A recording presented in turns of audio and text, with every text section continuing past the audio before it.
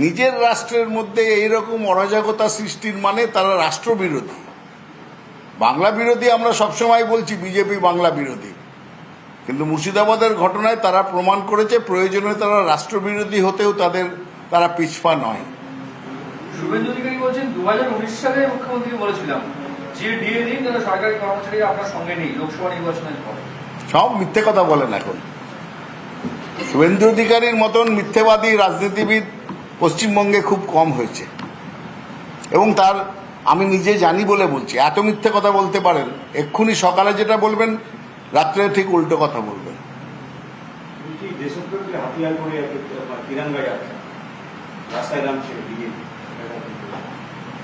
তারপরে তো শুনলাম তো কেন্দ্রীয় বিজেপি বলে দিয়েছে সাবধান, এমন কিছু করো না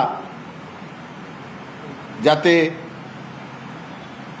এই তিরঙ্গার মান সম্মান ভুল লুণ্ঠিত হয়, কারণ তাদেরও বিশ্বাস নেই বাংলার বিজেপির ওপরে।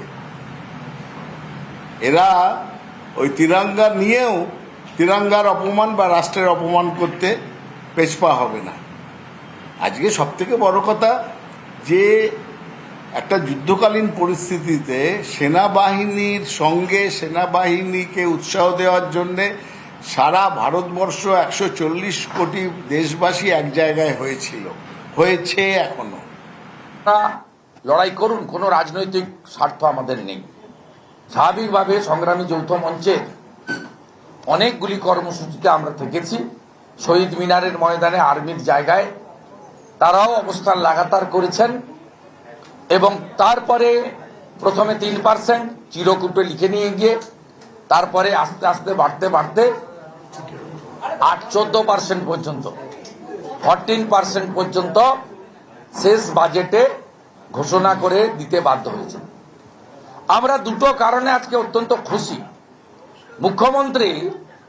মুখ্যমন্ত্রী ডিএ কে ঐচ্ছিক বলেছিলেন, ডিএ অধিকার হতে পারে না বলেছিলেন। ভারতবর্ষের সর্বোচ্চ